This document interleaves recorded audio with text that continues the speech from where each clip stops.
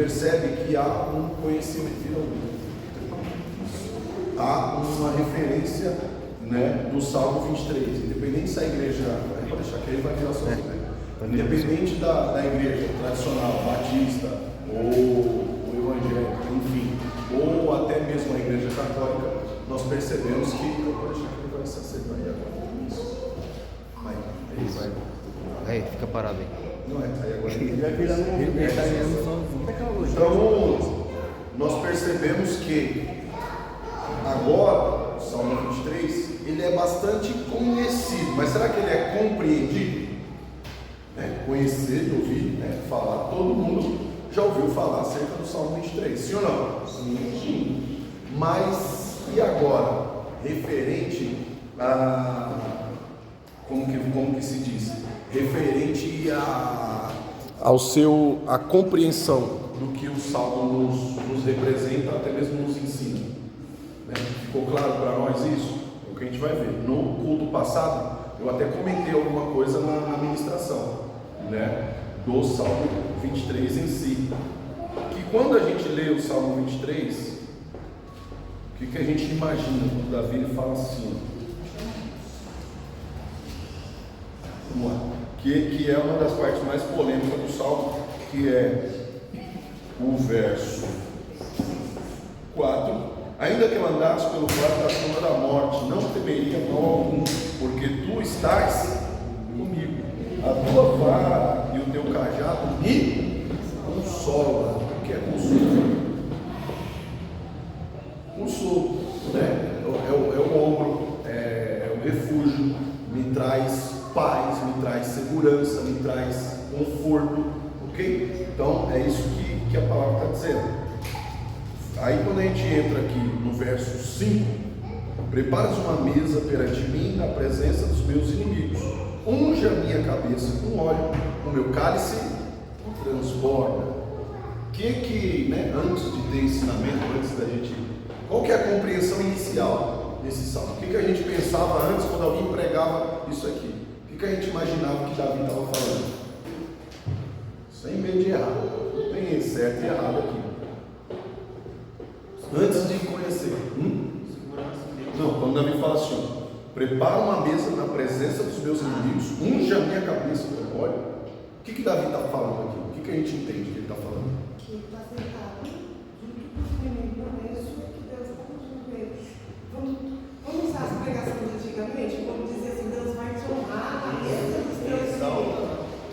A gente pensa que Davi, isso aí, a gente pensa que Davi está pedindo aqui uma exaltação para Deus mostrar para os inimigos dele que ele é ungido, que ele é separado, que ele é escolhido. Se eu falar para você que não é isso que o Salmo está dizendo, não é isso que Davi está dizendo, e é por isso que Deus ama Davi. Davi não está pedindo unção aqui, Davi não está pedindo que Deus consagre ele na frente dos inimigos, até porque ele já era ungido. Deus unge Davi aonde? A rei, lá atrás. Então a consagração ele já tem. Então Davi aqui não está falando de consagração, não está falando para Deus mostrar para todo mundo que ele é rei, ele já sabe que ele é rei. Ainda que ele não está sentado no trono, ou não estiver sentado no trono ainda, nesse momento aqui, ele já sabe que ele é rei. Os seus irmãos já sabem que ele foi ungido rei. Então Davi, ele sabe que ninguém dissesse para ele que ele era rei, porque o próprio Deus já tinha dito. Beleza? Então eu não preciso que ninguém confirme aquilo que Deus já disse que vai fazer. Se foi Deus que falou, acabou. Eu não preciso de outro profeta, eu não preciso de outra revelação, eu não preciso de outra confirmação. Se foi Deus que falou, meu irmão, eu estou seguro. Tá certo? Então Davi aqui ele não está pedindo consagração, ele está pedindo unção. Mas ele começa o salmo, como que ele começa o salmo? O Senhor é o meu pastor. O que Davi está dizendo aqui? Senhor, o mesmo cuidado que eu tenho com as minhas ovelhas, a mesma preocupação que eu tenho com as minhas ovelhas, o mesmo cuidado que eu tenho com as minhas ovelhas, porque Davi ele é pastor, lembra? Davi é pastor de ovelhas. Então quando ele diz assim, o Senhor é o meu pastor, ele está dizendo assim, ó, eu entendo, que Davi está dizendo para Deus, eu entendo que do mesmo jeito que eu cuido das minhas ovelhinhas aqui, o Senhor cuida de mim. Aí Davi, ele continua, Davi, ele entra né, na profundidade da revelação do salmo foram com Deus. Então ele leva-me, guia-me mansamente a águas tranquilas. Por quê? O pastor, ele ia levar as ovelhas para beber no rio, e no rio você tem a parte da correnteza que o rio é mais forte, você tem a parte do rio que tem as curvas. Então o que acontece com a força da água? Ela diminui na curva, né? O rio ele tende a dar uma diminuída. Então o que acontece? O pastor ele vai procurar um lugar onde a correnteza é menor, é mais fraca, para que as ovelhas possam beber água em segurança, sem o rio levar embora. Então é isso que o Senhor é isso que Davi está falando para Deus aqui, refrigera minha alma, leva-me a beber água em águas tranquilas, porque às vezes pela minha vontade eu vou querer ter onde tem mais água, eu vou querer ir onde tem mais, sabe, os meus olhos vão me levar para o caminho da ambição, mas o Senhor todavia conduz a minha vida a águas tranquilas. Olha só, é outro salmo, nem parece o Salmo 23 mais, né? Porque olha o que Davi está falando para Deus, olha a conversa dele com Deus: refrigera a minha alma, guia-me pelas veredas da justiça por amor ao teu nome. Por quê? Na hora que a ovelha está ali bebendo água e ela está vendo que aquela água não está oferecendo insegurança para ela, depois que ela bebe, ela vai agradecer o pastor. Ela está de barriga cheia, ela está alimentada, ela vem, ela se aproxima do seu pastor, ela passa ali por ele como um sinal de agradecimento. E é isso que Davi está dizendo: eu quero ter a minha alma refrigerada no Senhor, eu quero sentir o Senhor perto de mim, como as minhas ovelhas ficam confortáveis quando eu estou no meio delas. As ovelhas, quando elas não enxergam o pastor por perto, é por isso que o pastor ele tem que acampar onde as ovelhas estão, porque se as ovelhas não veem o pastor, elas ficam desesperadas, elas ficam perdidas. Então o pastor ele tem que ficar por ali, por perto das ovelhas, porque elas sentem o seu cheiro, elas ouvem a sua voz. Quando elas começam a se dispersar, achando que está perdida, o pastor grita lá de longe. Elas conhecem a voz e falam: não, ele está por aqui, eu estou seguro, eu vou ficar em paz. Entendeu? Então olha a profundidade do que Davi está dizendo. Então se eu, por quê? Aí ele entra no verso 4, porque se eu sei que o Senhor está comigo, já não importa mais o caminho que eu estou andando. Ainda que eu andasse pelo vale da sombra da morte, não temeria mal. Se a ovelha, ela está no pico de uma montanha, né? Depois você pesquisa lá, tem montanhas que elas são altas e íngremes, e os caminhos para passar, quando você passa assim, você vê o desfiladeiro. Se a ovelha, ela está sozinha no caminho desse, ela empaca, ela não vai, ela trava, ela tem medo, ela chega nesses caminhos e a ovelha para, ela não vai, porque ela tem medo. Mas quando o pastor está com elas, o pastor vai e elas vão atrás, elas vão andando, porque elas se sentem seguras. É isso que Davi está falando: se o Senhor estiver comigo, eu posso atravessar o vale da sombra da morte. Não importa o caminho de humilhação que o inimigo preparou para mim, não importa o caminho que o diabo venha tramar na minha frente, se o Senhor estiver comigo, eu não vou ter medo de passar. Olha como é que mudou o sentido do Salmo 23. Olha como totalmente a gente começa a entender o porquê do amor de Deus por Davi. Olha como ele enxerga Deus. Entende? Ele não enxerga Deus como alguém que pode, um caixa eletrônico, né, que eu vou lá e saco o que eu quero, eu peço o que eu quero. Não, toda vez ele mostra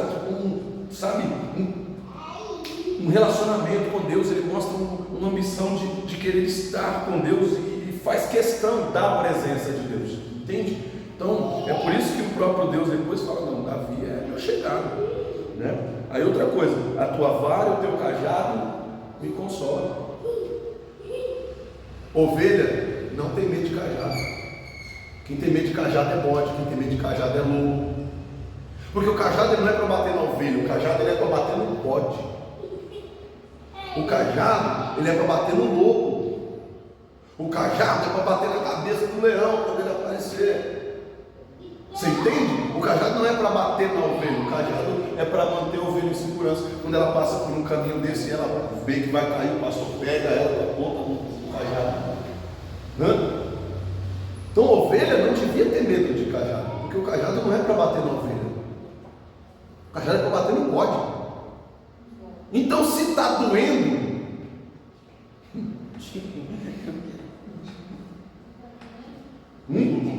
Se está doendo, Davi sabe qual é o lugar dele. Davi sabe, tem razão, mas é verdade, é verdade. O cajado, ele é para ferir o bode, o leão, o lobo. Então, se de alguma forma o cajado está me inquietando, tem alguma coisa errada, não é com o pastor, não é com o cajado, é comigo. Eita glória. É por isso que Davi está dizendo, falando, não, o seu cajado não me fere, o seu cajado não me machuca, o seu cajado me consola. Porque é com ele que o Senhor espanta os inimigos, é com ele que o Senhor coloca os lobos para correr, é com ele que o Senhor coloca as feras para correr. Aí ele entra no verso 5. Prepara-se uma mesa perante mim, na presença dos meus inimigos. Davi está dizendo assim, vamos lá, deixa eu explicar o que ele está dizendo. Unge a minha cabeça com óleo, meu cálice transborda. Eu falei isso no culto de domingo. Aqui está na Bíblia. Quem lembra? Convidado. Convidado inimigo, porque é a tradução atualizada, né? Os caras dão uma amenizada. Os caras dão uma amenizada, a tradução atualizada. Vamos lá. Eu falei isso na pregação aqui domingo. O que Davi está falando? A ovelha, quando ela estava passando ou doente, né? Tinha uma ferida, o que acontece? Aparecem moscas, aparecem animais, né? Que ficam em cima dessas feridas. A ovelha machucada, a ovelha com aquela ferida aberta, e às vezes até sem ferida mesmo, às vezes por causa do cheiro, alguns dias já sem banho, ou passou por algum caminho, né? E isso trouxe um mau cheiro para aquela ovelha, enfim. Então juntava as moscas. Essas moscas agora entravam nas narinas da ovelha, nos ouvidos. É chato quando você escuta um pernilongo, aquele silêncio, aquele barulhinho do pernilongo. Agora você imagina, fala muriçoca, né? Em Minas, e temos umas partes do país aí que fala muriçoca, mosca. Se um pernilongozinho daquele já dá uma irritação na gente, você imagina uma mosca zumbindo no seu ouvido. Aquele negócio parecendo um helicóptero na sua orelha, tá certo? E eu estou falando fora do ouvido. Você imagina um negócio daquele dentro do ouvido. Então acontecia de entrar animais desses nas narinas e no ouvido da ovelha. Essa ovelha ficava como? Maluca, doida. Então a ovelha agora ela está, desesperada. O que ela faz para tentar se livrar disso? Ela está sentindo aqui a coceira, o barulho. Ela procura uma cerca, ela procura uma pedra, ela começa a bater a cabeça, como se quisesse machucar o bichinho, né? Ela não entende que o bicho está dentro da cabeça. Ela está ouvindo o barulho aqui, ela pensa que o bicho está do lado de fora. Então ela vai e bate a cabeça tentando se livrar disso. O pastor, quando percebe que a ovelha está sofrendo dessa aflição, e não bastasse esse que entra, você ainda tem aqueles que ficam, né, em volta. Então você imagina a agonia, você imagina a loucura, né? Aí o que acontecia? O pastor agora pegava um óleo, que nem a gente faz com o cachorro sargento, né? Pega óleo queimado, diesel, óleo queimado, passa no cachorro para se livrar ele daquelas pulgas, para livrar ele daqueles bichos.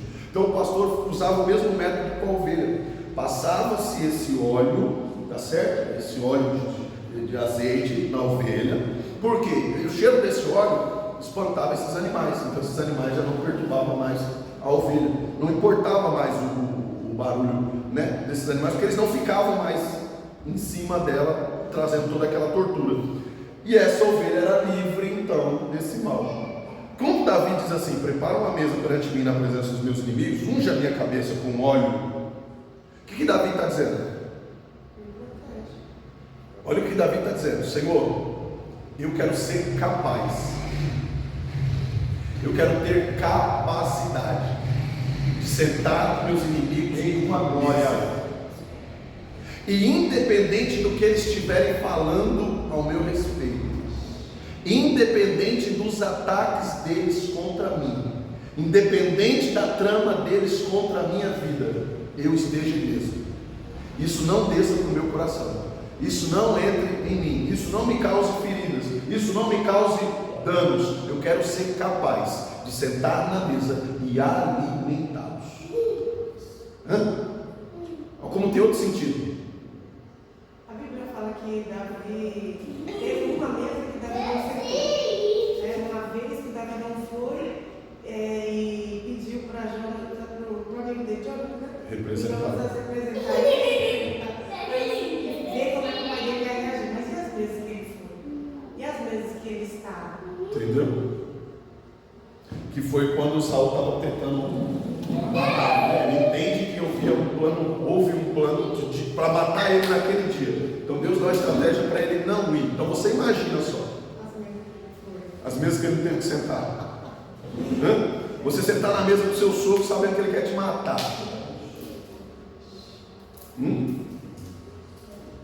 Você sentar na mesa com uma mulher que está falando mal de você. Porque Mical chega um ponto que ela endoida de vez. Entende? E se levanta contra ele até com o nome de Deus.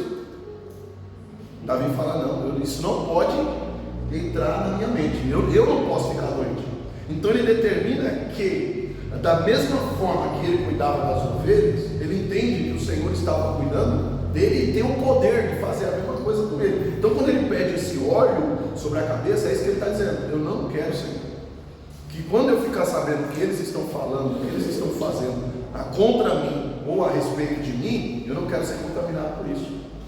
Então unge a minha cabeça com óleo, que hoje verdadeiramente o Senhor possa derramar óleo sobre a nossa cabeça. Glória a Deus. O Senhor verdadeiramente possa sarar as nossas chagas, as nossas feridas, que o Senhor possa nos carregar nos braços nesse momento, que verdadeiramente sejamos capazes de sentar em mesas como homens e mulheres de Deus, guardados pela presença do Eterno, guardados pelo óleo do Senhor sobre a nossa vida, que nós sejamos capazes de passar por mesas, de passar por momentos, de ouvir coisas que não venham nos contaminar.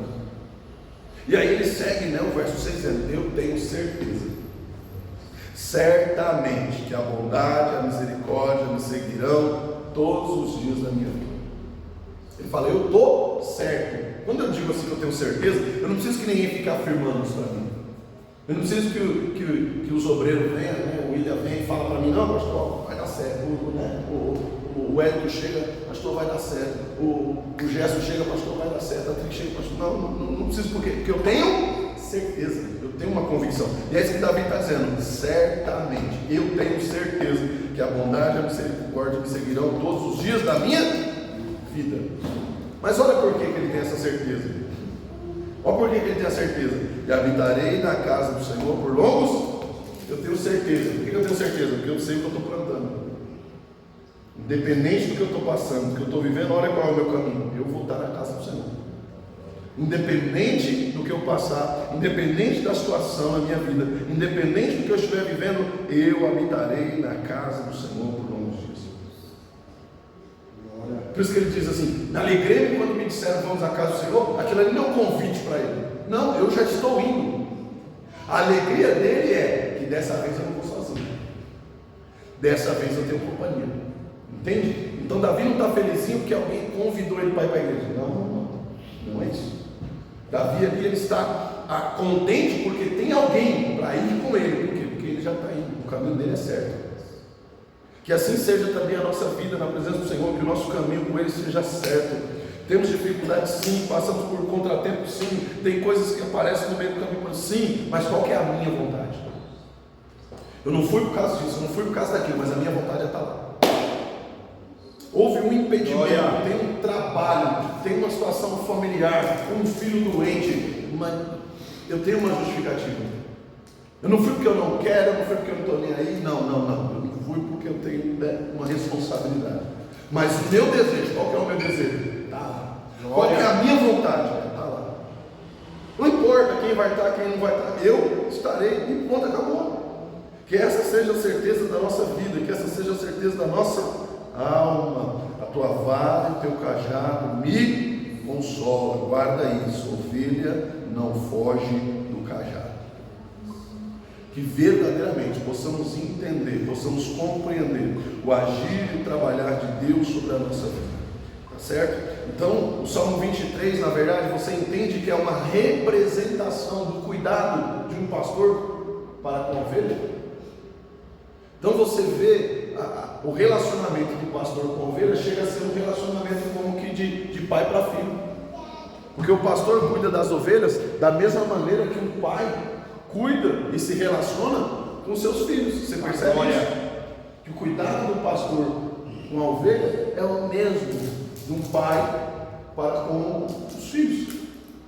É por isso que quando o Senhor fala para nós nos comportarmos como ovelha, porque a ovelha é obediente, porque o pastor trata a ovelha como um filho. Agora, se há estranheza nesse relacionamento, alguém não está fazendo a sua função, ou o pastor ou a ovelha.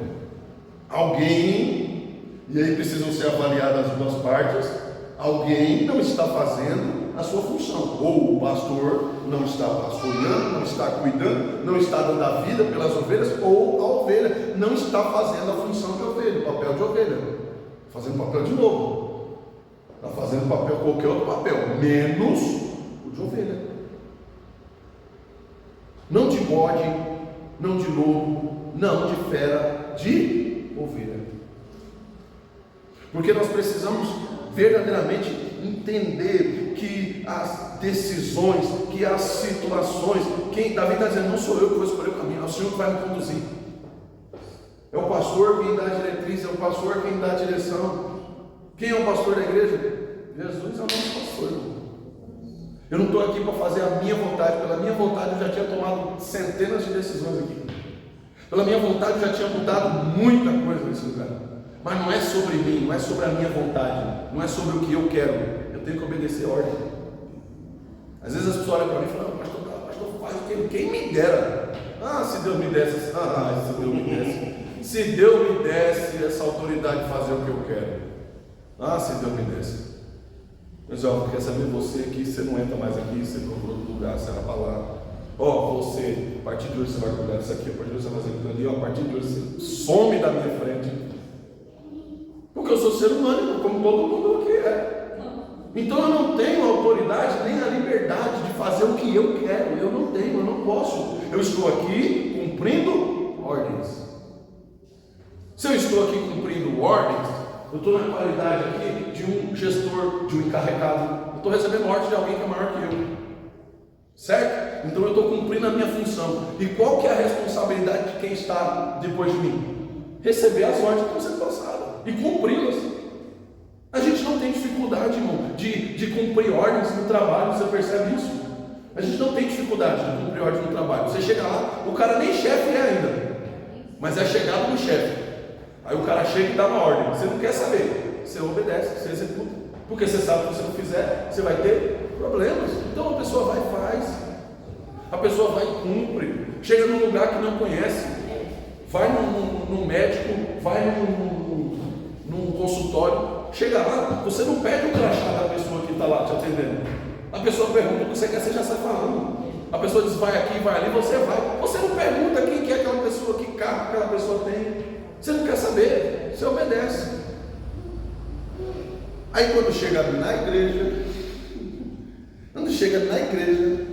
aí a gente não obedece, a gente não quer dar satisfação para o pastor, a gente quer fazer do jeito que a gente quer. Alguma coisa está errada.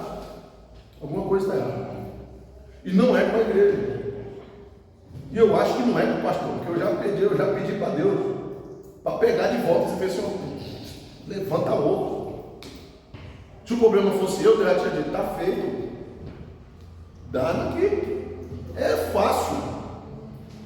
Mas porque eu não estou aqui fazendo a minha vontade, eu estou fazendo a vontade dele, eu tenho que cumprir o que ele me ordenou a fazer. Enquanto eu estiver fazendo a vontade dele, ele não vai me lançar fora. Ele não vai fazer igual fez com o Saul, você não serve mais. Por quê? Eu não estou fazendo o que eu quero, eu estou fazendo a vontade dele, pronto, acabou. Então que nós possamos entender que nós precisamos nos colocar em um lugar de ovelha diante de Deus. E se os nossos relacionamentos não são como ovelhas, nós vamos ter problemas amanhã. Se nós somos ovelhas, se nós estamos nos relacionando com bodes, estamos nos relacionando com pessoas que estão fora do centro da vontade de Deus, isso vai acarretar transtornos e situações para nós. Certo? Então nós precisamos vigiar não só a nossa situação, mas em que meio nós estamos vivendo, em que meio nós estamos trabalhando. Porque entra o Salmo 24 e é o mesmo Davi que está falando do domínio de Deus, de quem será digno de entrar no seu santuário. Do Senhor é a terra e a sua plenitude, o mundo e aqueles que nele habitam. Davi está dizendo: eu não mando em nada, eu sou rei, mas a terra é do Senhor. Eu estou aqui sobre comando dele, porque ele fundou os mares, ele firmou os rios. Quem subirá ao monte santo do Senhor? Quem será separado para ele? Ou quem estará no seu lugar santo? Quem poderá assumir o lugar de Deus? Quem poderá? Quem poderá assumir o lugar de Deus? Ninguém. Aquele que é limpo de mãos e puro de coração e não entrega a sua alma à vaidade, nem jura enganosamente. A palavra do crente é sim, sim, não, não. O crente, ele perde a qualidade de crente para mim quando o cara senta comigo aqui e combina uma coisa e eu vejo ele fazendo outra ali. Para mim já perdeu a validade. É igual um produto vencido. Às vezes é uma coisa maravilhosa, né? Você comprou, você gosta de uma coisa, mas você olhou assim, está vencido, você já rejeita na hora, né? O psicológico já olha e fala: eu não vou querer isso aí não. Por quê? Porque estragou, porque está ruim, porque perdeu a validade. O crente, quando ele não fala a verdade, ele perde a validade, ele perde o interesse, ele perde o sabor. O salvense, será? Mas se ele perder o sabor, a Bíblia diz que ele pode ficar insípido, ele pode perder o gosto. Para que ele presta? Para nada. O que dá o sabor para o crente? Ser verdadeiro, ser a aparência de Jesus, fazer aquilo que Jesus faria, agir como Jesus agiria. Quando o crente perde essa qualidade, ele está sem sabor. Um crente que não tem esperança nem na própria vida, como que ele vai endossar a vida de alguém? Como que ele vai dar sabor à vida de alguém? Se a própria vida está sem sabor, está sem qualidade, a própria vida está sem brilho, sem ânimo, a própria vida está sem vigor, como você vai ir? Pode um cego guiar outro cego? Tem como? Pode um cego guiar outro cego? Não pode. Da mesma maneira, o crente, quando ele perde a sua qualidade de vigor, o brilho dos olhos de cristão, porque não é sair gritando que é crente, não, é as atitudes da pessoa, é um comportamento da pessoa que vai dizer que ele é um cristão, que ela é uma cristã, certo? Quando o crente perde essa qualidade, já era. Pai, o que separa, Pai? O que separa a gente dos ímpios? A minha vida? A minha roupa? Tem ímpio que tem 3, 4 Bíblias, eu conheço. Tem ateu que tem Bíblia em casa, que lê para poder rebater com os crentes, e lê mais do que os crentes. Eu conheço. Lê Bíblia mais do que a gente às vezes, só para refutar a gente. Mas está escrito lá na Bíblia de vocês, lá. Aí tem crente que fala: é mesmo? Está mesmo? Tá. Aí o ateu vai mostrar para o crente que está escrito na Bíblia. Não, isso é uma vergonha.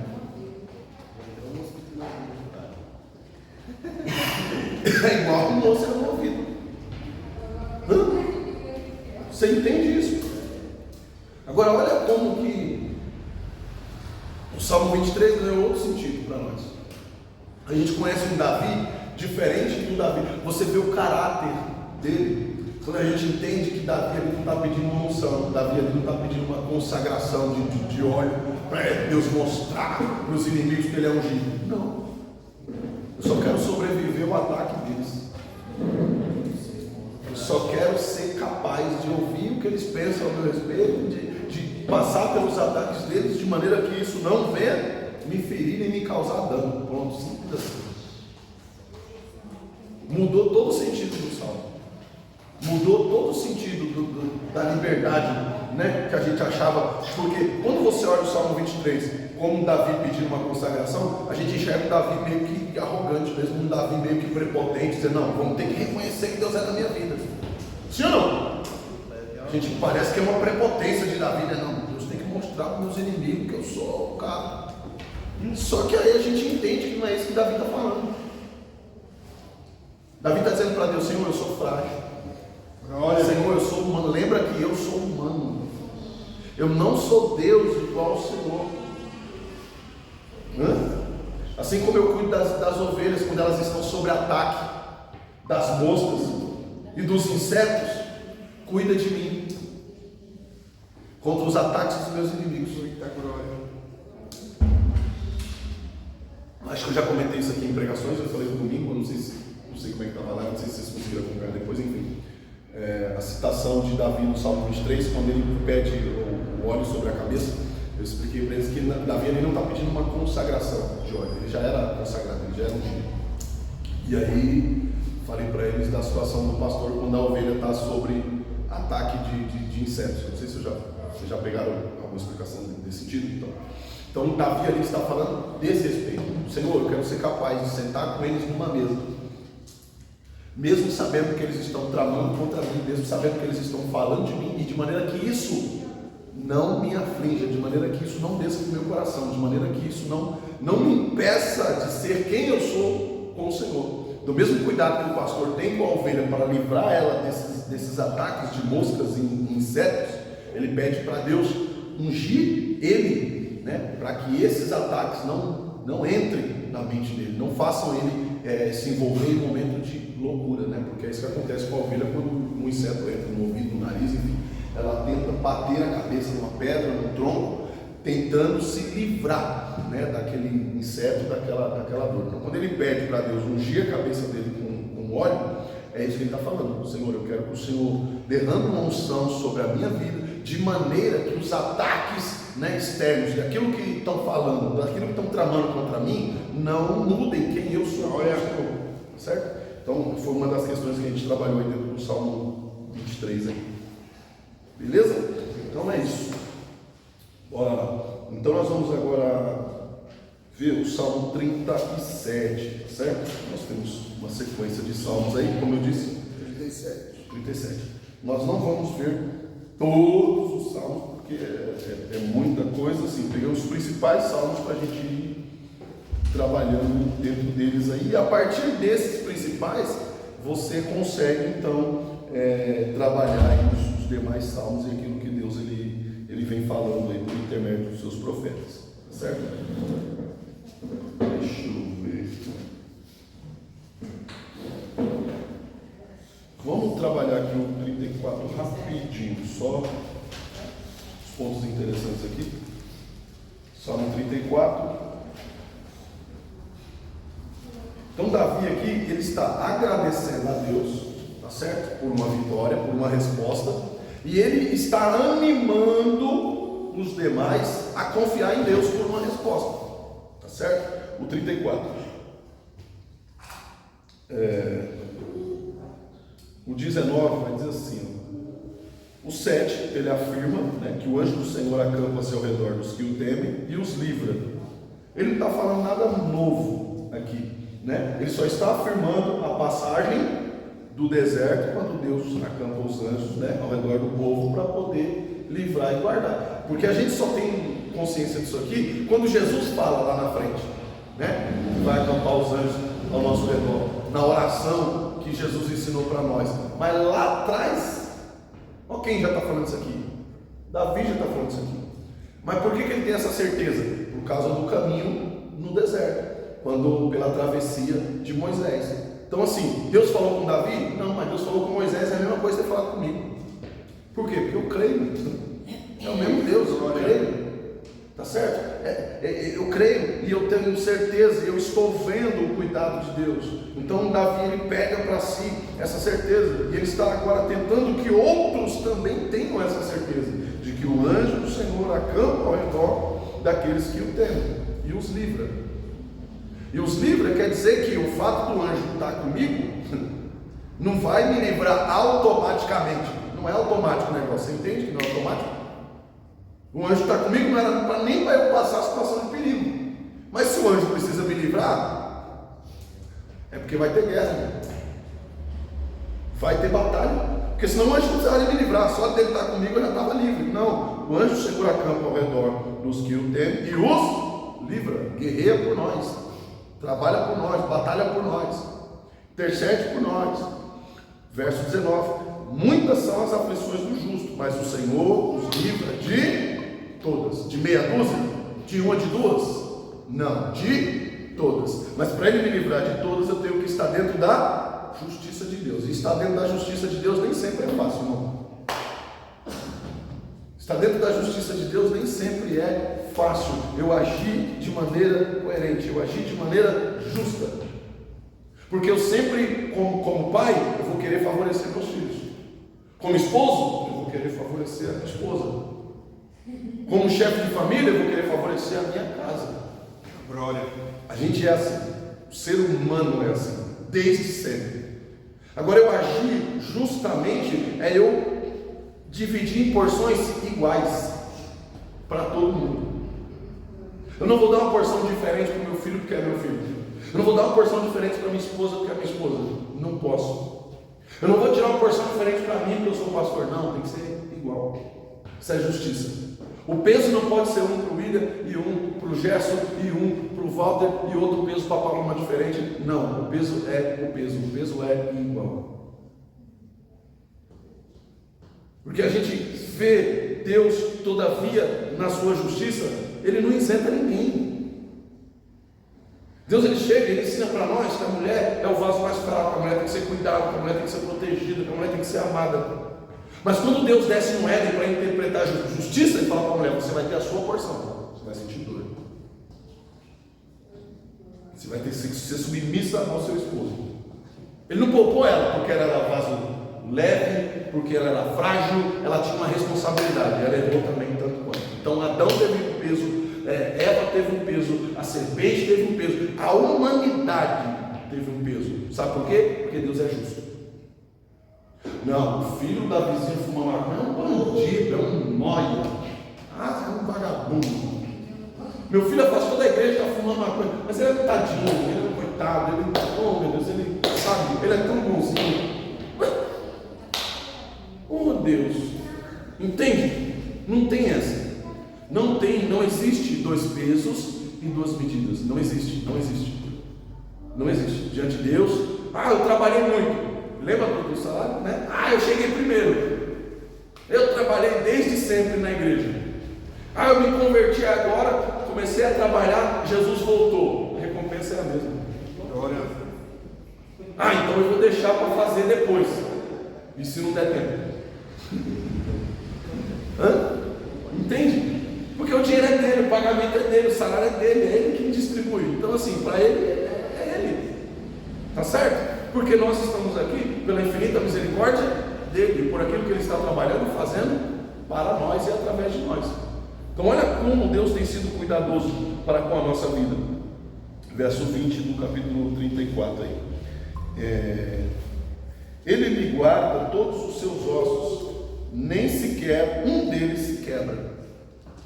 E aqui ele está falando da própria justiça. Aqui ele está lançando e falando de uma profecia que Isaías vai falar disso aqui lá na frente. Isaías não tinha nem nascido ainda. Isaías foi profeta? Foi. Davi também foi. A gente reconhece Samuel como sacerdote, como profeta, mas pouca gente você vai ver falando que Davi era profeta. Olha as profecias de Isaías onde está. As profecias que Jesus fala mais na frente, olha quem falou. Nem sempre as pessoas vão te reconhecer por aquilo que Deus tem feito na sua vida. E fique em paz por isso. Porque aquele que precisa te reconhecer, te conhece. Aquele que precisa saber quem você é, ele sabe muito bem quem deita e quem acorda. Então fique em paz. Alguns vão esquecer da história de Davi e só vão lembrar do adultério e do homicídio que ele cometeu. Vão anular todo o trabalho, todo o serviço, tudo. E só vão lembrar dos erros e dos defeitos que ele fez. E não é diferente, nem comigo e nem com você. Às vezes as pessoas anulam a nossa história, anulam no pequeno erro. Eu não estou falando de erros graves, não, podem ser pequenos, por menores que forem. Porque é desde sempre. As nossas virtudes são escritas na areia. E os nossos defeitos, eles são escritos em rochas e em cima de facadas em prédios. Por que é assim? Porque tem gente que para mostrar que é bom, precisa mostrar que o outro é ruim. Entendeu? Para alguém me enxergar como alguém que presta, eu preciso dizer que o outro não presta. Eu preciso dizer que o outro não vale nada. Para quê? Para você olhar para mim e dizer, não, preciso. O outro é o outro, e pronto, acabou. E não tem nada a ver comigo. Certo? Porque somos seres humanos individuais. É por isso que a gente tem que tomar cuidado. É por isso que a gente precisa olhar o trabalhar de Deus na nossa vida. Quando você vê alguém muito falando dos outros, é que quer tirar a visão, a ótica de si mesmo. Olha para lá, olha ali, olha lá. Por quê? Porque você está ocupado olhando para o outro canto e ninguém percebe o que eu sou. Por quê? Porque eu estou apontando o erro e defeito de um e de outro. Então você não percebe quem sou eu. Você não vê quem sou eu. Por quê? Porque você está ocupado olhando o defeito do outro. Tem gente que é assim, na igreja, fora da igreja, na empresa, no meio da família. Verdade. Não tem na sua não? Na minha tem. Então, a gente precisa... E por que o lugar que a gente mais é frustrado dentro da igreja? Porque é um lugar que inspira confiança. Porque quando a gente passa da porta para dentro, a gente imagina que todo mundo é santo. Deveria ser, e tinha que ser assim, e era para ser assim. E se nós fizermos a nossa parte, seria assim. Se cada um fizesse a sua parte, era assim que era para ser. O lugar que era para a gente, sabe, vender a crédito sem pensar duas vezes. Agora o lugar onde as pessoas mais tomam calote é dentro da igreja. Eita, Jesus. Jura? Você chega com alguém e fala, não, você sempre trouxe um docinho, sempre trouxe um negocinho, mas por que você não trouxe nada? O pessoal compra e não paga. Meu Deus do céu. Não, filho, mas você está vendendo na calçada, na rua, você está vendendo no ponto? Não, pastor, dentro da igreja. Jesus. Aí você combina um negócio aqui no grupo, ó, gente, nós vamos fazer tal coisa assim, assim e tal. Quantas vezes? Quantas vezes? Eu tive que Reembolsar. e até hoje. Mas aí vai fazer um churrasco na empresa, é o primeiro que ajuda. Vai fazer um rateio para tomar um café com os amigos na firma, é o primeiro. Por quê? Porque quer mostrar lá fora que comigo é assim. Mas Deus me conhece intimamente. Deus conhece as minhas intenções no secreto, no oculto, no profundo, no escondido. E aí é disso que Davi está falando. Porque o verso 21, olha o que ele diz: a malícia matará o ímpio. O que é malícia? A sua própria maldade. Ele está cavando a própria cova. A malícia matará o ímpio, e os que aborrecem o justo serão punidos. O justo vai punir alguém aí? Não, o justo não pune ninguém, porque o Senhor diz assim: minha é a vingança.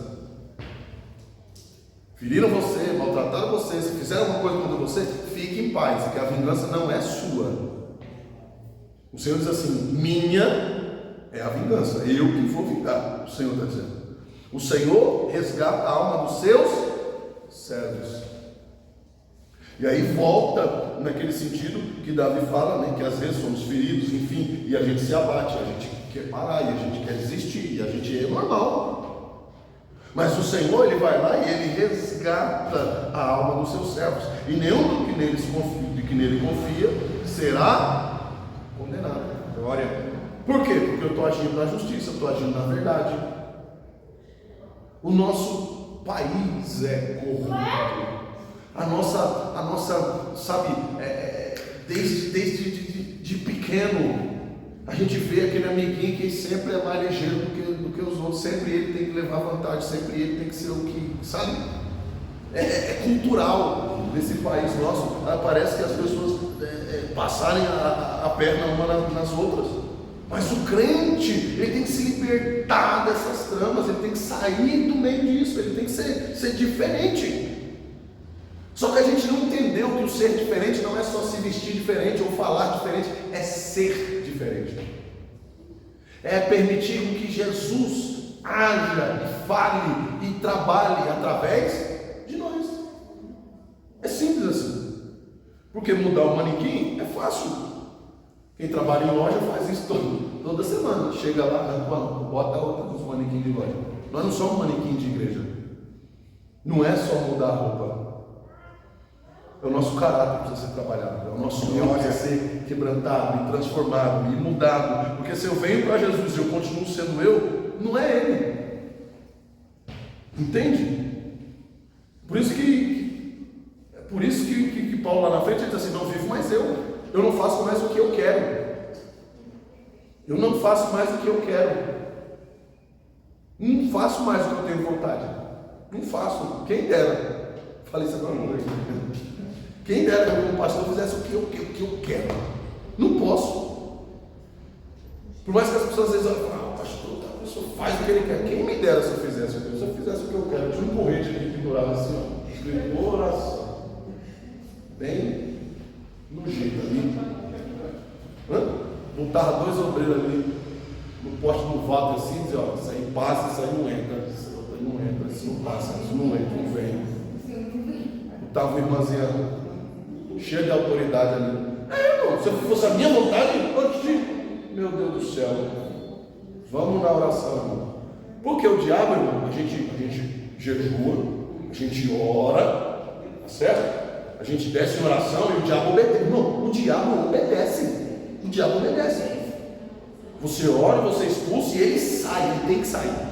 Ele tem que sair, ele tem que obedecer a autoridade de Deus na nossa vida. Mas o mau caratismo não sai na oração, não. Você vê com isso, não sai na oração, não, irmão. Não sai. Não sai. Porque é um querer pessoal. Eu posso morrer de orar por alguém, para Deus transformar alguém, para Deus mudar alguém. Se a pessoa não quiser ser mudada, Deus não vai mudar. Se em algum momento a pessoa não acordar assim e falar: não, eu preciso ser diferente, nem que seja por alguns segundos, Deus falar: não é agora, puf, mudei. Tem que ter, porque Deus nos deu uma coisa que Ele não quebra. Deus não quebra o princípio.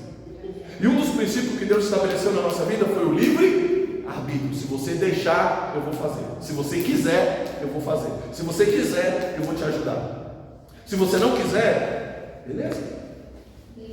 Deus deu para nós o livre-arbítrio e Ele não quebra. Você acha que Deus não tinha visto Satanás fazendo uma revolução no céu? Você acha mesmo que Deus não tinha visto? Você acha que Satanás foi feito do dia para a noite? Ele fez uma rebelião no céu. Você acha mesmo? Deus interveio? Deus deixou cada um escolher seu lado. Cada um faz as suas escolhas. Terminar de escolher? Terminar. Pois agora é comigo. Bora lá. Podia ter impedido? Deus podia ter chegado e falou: que negócio é esse aí que vocês estão apontando aí? Podia. Deus podia ter feito assim e os anjos ter acordado do encantamento que Lúcifer tinha feito sobre eles. Deus podia ter feito assim, ó. Isso aqui. Tinha resolvido o problema. Os anjos, como assim? Certo? Mas ele não fez. Não interviu. Não se moveu. Porque Ele deu a nós o livre arbítrio. Os outros anjos imediatamente: nós não queremos esse negócio aí não. Negócio de livre arbítrio aí, a gente não quer não, senhor. A gente vai seguir a risca, o senhor mandar, nós vai obedecer enquanto acabou. Eu não quero esse negócio de livre arbítrio. O crente, qualquer coisa que ele entende que tem uma barreira diante dele, ele chega na igreja e fala: ó, aqui vamos fazer assim. Não, peraí, que ninguém manda não. Porque a igreja não pode se meter nisso não, porque eu não tenho. Porque eu tenho livre-arbítrio, porque eu e Deus. Eu falo assim: beleza. Aí o diabo olha assim: tá do jeito que eu gosto. Eita glória. Tá do jeito que eu gosto. Então você acha que você conduz, né, sua vida? Então vem aqui. Aí começa a trabalhar na mente, no sentimento, e através dali. Porque a Bíblia avisa nós que o nosso próprio sentimento é enganoso. Aí alguém diz: estou sentindo que isso aí. Porque eu estou sentindo, irmão, já era. Já era. Primeiro que nós não andamos mais por sentimento, nós andamos por fé e vista. Está escrito, Deus falou, é assim, o meu sentimento já ele é anulado. Porque não é pelo que eu sinto. Nem a minha adoração não pode ser ligada ao que eu sinto. Eu estou feliz, eu estou legal, estou com vontade de adorar. Não, você é um adorador quando você adora, quando você não está com vontade. Aí Deus sabe que você é um adorador de verdade. Quando você está triste, quando você não quer nem abrir a boca para adorar. Aí você não se submete à sua vontade, você está submisso à vontade de Deus. E mesmo na dor, você adora, aí Deus aparece. Né? Por que Deus não fez um terremoto na hora que Paulo e Silas estão profetizando lá no meio do povo e pregando lá e repreendendo o demônio? Por que Deus não promove um terremoto ali que o povo olha e fala, nossa, realmente, são ungidos, não mexe com eles, não.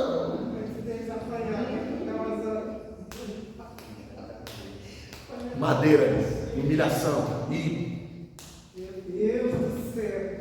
se é eu, o coração cheio de ódio naquela hora, quando eu sair daqui, se eu achar esses camaradas sozinhos na esquina, se eu pego sozinho depois. Não, sim ou não? Ô, meu irmão. Não.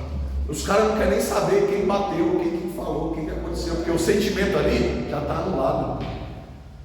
Eu sou adorador. Só me resta uma coisa, é o quê? Glória. Ele esperou apanhar, não pode dizer que ele era grego. Entendeu? Ele tinha sido da igreja depois. Romano, não me bate, não. Não podia ter dito antes. Porque não é mais sobre mim. Não é sobre eu. Estou morto já. O que é uma surra para quem está morto? O que é uma falácia para quem está morto? O que é uma humilhação para quem está morto? O que é uma calúnia para quem está morto? Morto não se defende. Morto não tem vontade. Morto está morto. Agora, quando envolve o nome de Jesus, aí o negócio não passa. Pode falar mal de mim, pode falar mal de você. Você não pode falar mal de Deus através da nossa vida. Não é Deus não. Aquela não é de Deus não. Deus vai falar, é minha sim. É meu sim. Sou eu sim. Depois que eles estão ali humilhados, depois que Paulo e Silas estão ali acabados, arrebentados, adoram o Senhor, aí Deus promove um terremoto. E o terremoto nem era para eles fugir. Eles entendem isso. E ainda tem isso. Olha porque a gente não pode ser levado pelo sentimento. De novo, se eu estou naquela humilhação, louvo a Deus, as cadeias se abalam, as paredes caíram, você está preso, o que você vai fazer? Emoção. O que você vai fazer? Pena para quem te quer, irmão. Deus deu livramento. Emoção, estou livre. Entende? Mas eles entenderam que eles estavam numa missão. Entende? Muitas das vezes nós somos derrubados pelo nosso próprio sentimento, pelo nosso próprio intelecto, pelo nosso próprio achismo, pelas nossas próprias verdades. E as minhas verdades, elas não valem nada diante das verdades de Deus. A minha vontade não vale nada diante da vontade de Deus. Alguns de nós nem queriam estar aqui. Alguns de nós nem queriam ser obreiro. Eu não queria ser pastor. Que nem às vezes eu vejo gente falando, não, eu quero ser pastor, eu nunca quis. Tinha vontade sim de trabalhar para o Senhor, ser obreiro. O obreiro para mim está ali, na porta, para mim já estava de bom tamanho. Servindo água para os irmãos, ajudando em alguma coisa, ajudando na assistência social da igreja, indo visitar os doentes, fazendo tudo. Para mim já estava ótimo. Você perguntasse, você quer ser pastor? Você fazer igual a Ave Maria. Deus me livre. Irmão, porque você acha que é fácil? Mas não é mais sobre o que a gente quer. É Ele quem trama os caminhos, é Ele quem costura a nossa vida, é Ele quem faz todas as coisas. Então nós precisamos entender isso.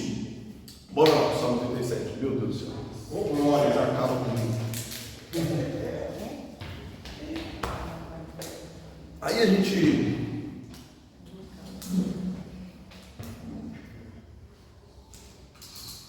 Salmo de Davi. Não te indignes por causa dos malfeitores, nem tenha inveja dos que praticam iniquidade, porque cedo serão ceifados como a erva e murcharão como a verdura. Confia no Senhor e faz o bem, e habitarás na terra, e verdadeiramente serás alimentado. Deleita também no Senhor, e Ele concederá o que deseja o teu. Entrega o teu caminho ao Senhor, confia nele, e Ele tudo perdão. Você percebe que essa confiança em Deus não é uma libertinagem, não é uma liberdade para eu fazer o que eu quero. Ele fala que Deus vai satisfazer o desejo do meu coração, mas primeiro ele fala que eu tenho que estar deleitado no Senhor. O que está deleitado em Deus? Aquilo que João fazia, está ali, ó. Eita glória. descansando nele, com a cabeça encostada no peito de Jesus. Não foi algo que eu pensei sozinho, não é um projeto meu, é algo que eu fiz junto com Jesus. O plano é nosso, entende? Eu e Jesus que bolamos o plano. O que eu quero, o que eu pedi, o que eu projetei, está alinhado com o que Jesus quer. Então agora não tem como dar errado, porque não é só a minha vontade. Eu não estou pedindo algo que vai favorecer a mim, é algo que eu fiz já deleitado no Senhor. A minha alma está em paz, meu coração está tranquilo, porque o plano não é meu, é nosso, meu e de Jesus. Então, se eu estou deleitado no Senhor, se eu tenho o meu plano junto com Ele, agora Ele vai conceder o que deseja o meu coração. Por quê? Porque essa vontade aqui não é minha, é dele. José sabia que era governador, você não sabia de onde, nem como. Ele sabia que o plano de governo, porque Deus tinha revelado para ele, ele só não sabia o que seria no Egito. Ele não sabia aonde que iria ser realizado o plano, porque o plano não era de todo dele, o plano era de Deus. E se o plano é de Deus, não é no meu tempo, é no tempo de Deus, não é na minha vontade, é na vontade de Deus. Na vontade de José, ele tinha saído da cadeia naquele dia que saiu o padeiro e o copeiro. Ele falou: vou sair junto aqui, pela minha vontade é agora, é hoje.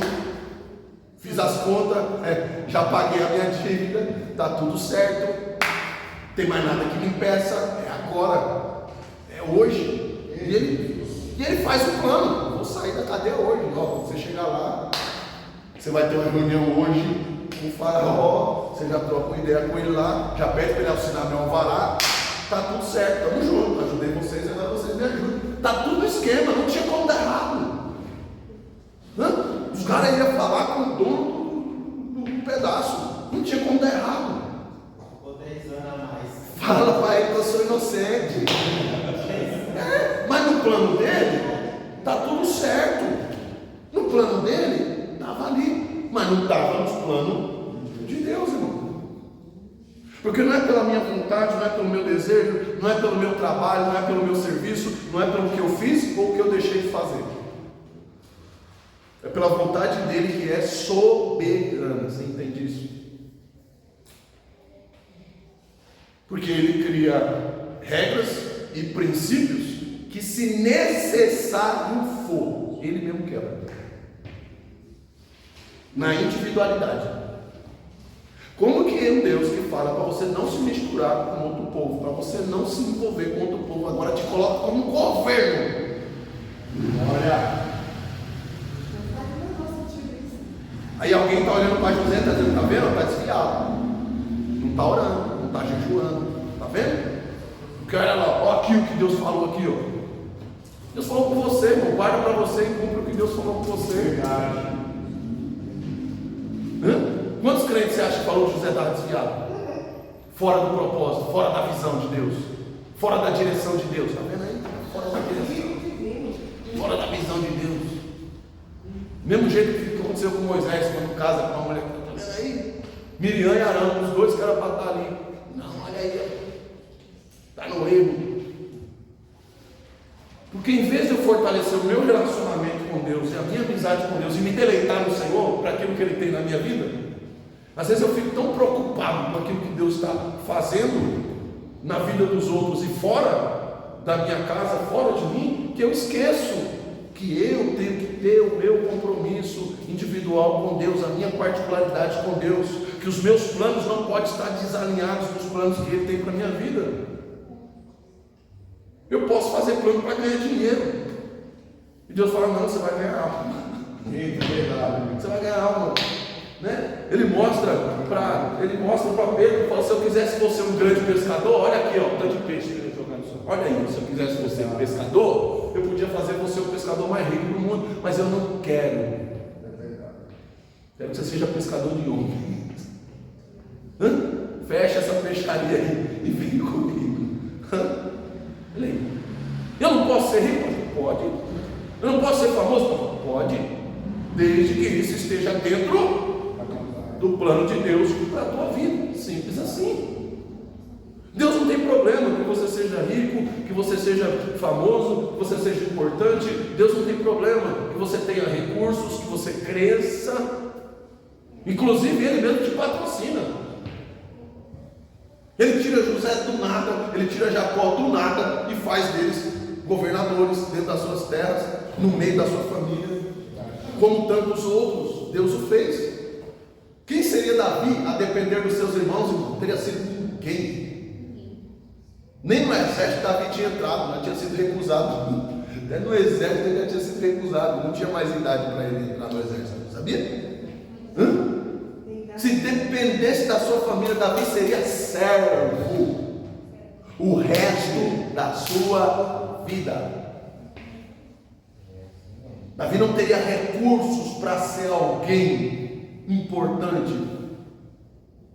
Deus tira Abrão do meio da sua família e arranca ele de toda a herança. Ele ia herdar toda a parte do seu pai, que já era um empresário naquela época.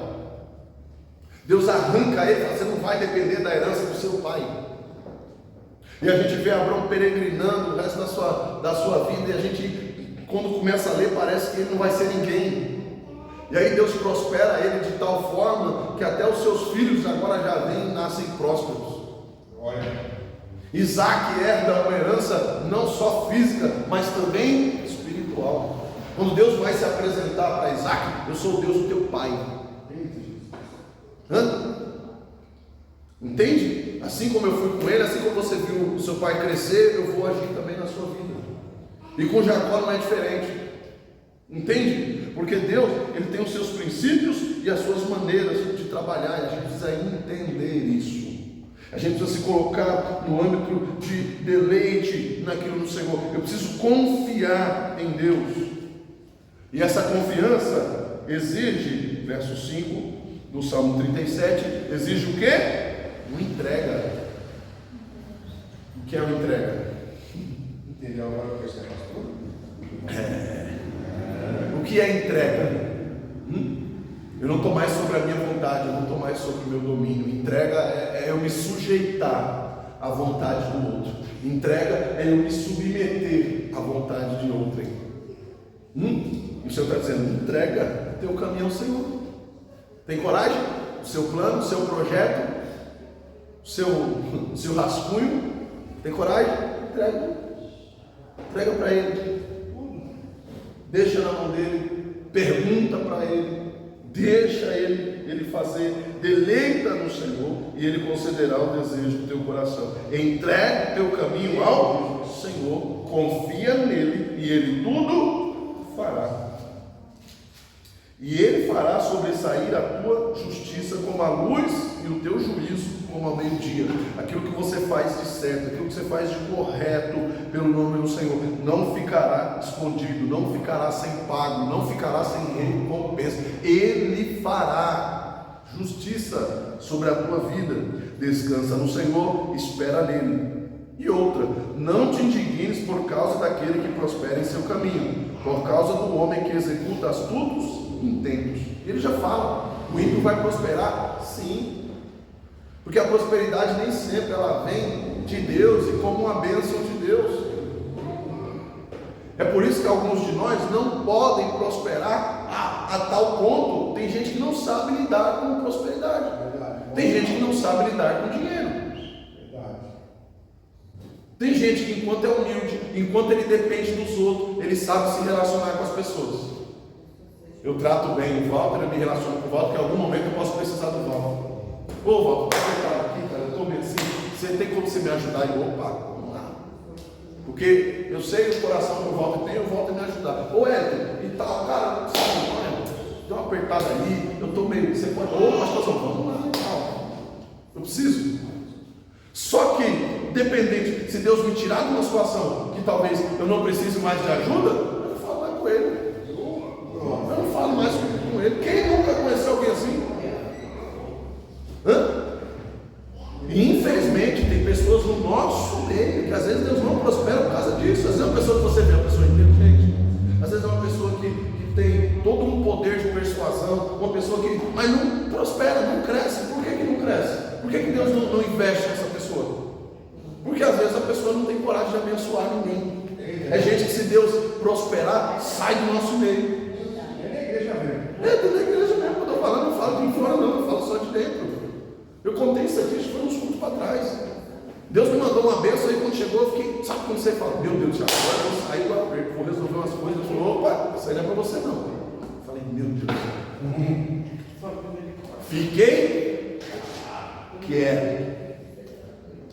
Fiquei quieto. Nem para a mulher eu falei, Deus falou que não é meu, porque se eu falar com ela, ela já vai querer fazer esse plano para guardar. Eu falei, então deixa eu ficar quieto. Deus falou que não é, não é. Fiquei quieto, deixei. Aí chegou uma situação a mim, uma necessidade, eu falei, meu Deus do céu, Deus falou, essa aí é uma. Vai eu lá, resolve. Não, mas depois a gente assina, não tem que acertar nada, tá certo, foi Deus que mandou, está na conta dele, não está na sua. Deus assinou, pronto, acabou. Uma pessoa que não, eu falei até com você, né? Do nada, não, do nada. Do nada, se você perguntar como é que foi, eu não sei. Bati no carro, parado. Que bom, né? Eu, na hora eu murmurei, eu falei, cego, eu fui no outro, falei, meu Deus do céu, e tal. Aí na hora Deus falou comigo, falou, essa é a outra mesmo. Eu falei, beleza, entendi. Eu precisava fazer o bater, não tinha falado, aperta a campainha aí, o cara entrega aí. Talvez eu não teria feito. Talvez eu não teria feito. Porque a bênção não era nem para o cara que batia o carro, a bênção para quem fez o serviço. Por que Deus mandou ir lá apertar a campainha do cara e abençoar? Agora, será que eu teria ido? Passar na frente do lugar, Deus fala, para aí e abençoa essa pessoa aí com tanto? Eu não sei a oração que o cara estava fazendo, de repente estava com uma conta para pagar, de repente estava com um filho doente, estava precisando de um remédio, eu não sei, mas o meu Deus sabe. Agora eu te pergunto, me fez falta? Nenhuma. Não me fez falta nenhuma. Não fiquei devendo, não tenho prestações absurdas para pagar que eu não possa pagar. Deus me honrou. Eita glória. Mas por que às vezes Deus tem que fazer a força que Ele fez? Porque se for na manha, a gente não obedece. Deus fala assim, ó, vai lá e abençoa. Tira aí R$800, R$1.000 aí, entrega para aquele cidadão ali que você nem conhece. Você vai entregar? O que você vai dizer assim? Não, o que você vai dizer? Estou ficando doido. É coisa da minha cabeça. Coisa da minha cabeça. Mas por que quando que Deus fala assim, ó, para aquele fulano ali que você não conhece, manda ele se consertar, fala para ele que você não... A gente não pensa duas vezes. É verdade ou não é verdade? A gente pede confirmação para Deus, a gente vai na hora. A gente fala mesmo que eu sou cheio de Deus, porque Deus mandou, porque eu sou homem de Deus. Agora por que quando é para abençoar a gente pensa duas vezes? Não é? Aí Deus vai e faz na marra. Deus faz uma situação como essa que eu falei, o carro bate, ou o carro quebra, ou acontece alguma coisa em casa, ou... Sim ou não? Sim. É assim. É lógico que a gente precisa se policiar, porque tem pessoas que aproveitam da sua oportunidade. E aí você tem que identificar isso também. Você tem que ser homem de Deus, mulher de Deus, para ter visão. Porque tem pessoas que às vezes sabem que você é alguém que tem um coração bom, que você abençoa, e vai se aproveitar disso. Toda vez a pessoa vem, então você tem que ter o equilíbrio para entender quando é Deus que está falando com você. Irmão, eu tenho um coração bom, mas eu não tenho um coração besta. Tem situações que às vezes a pessoa chega chorando, irmão, você tem que ter aqui, ó. A Bíblia manda a gente até o nosso culto. O nosso culto tem que ser racional. Culto. A gente vir aqui e cantar e falar da palavra e estudar, que nem é o caso de hoje. Tudo isso precisa ser com inteligência, não é com emoção, não. Para ajudar alguém, não pode ser com emoção, não. Como pastor, o pastor tem que ser igual um juiz, igual o médico. Você vai no médico lá morrendo. Você sai da sala, você acha que o médico fica chorando por causa do seu problema? Não, ele está esperando o próximo entrar para ele dar o veredito para o próximo. Ele já esqueceu do seu nome, já esqueceu onde você mora. Ele já deu o seu veredito e passou a receita para você. O médico não vai vir na sua casa te dar o remédio, não. O médico não vai ligar para você, mandar um WhatsApp falando, olha, é o horário para você tomar o remédio. Vai? Não. Por que não? Porque ele te deu a receita.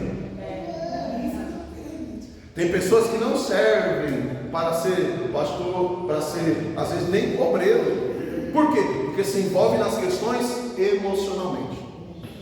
Alguém traz uma questão para resolver, do gesto, o gesto, pastor, aconteceu uma situação aí no gesto aqui. A pessoa vem e me fala, eu já fico com raiva do gesto.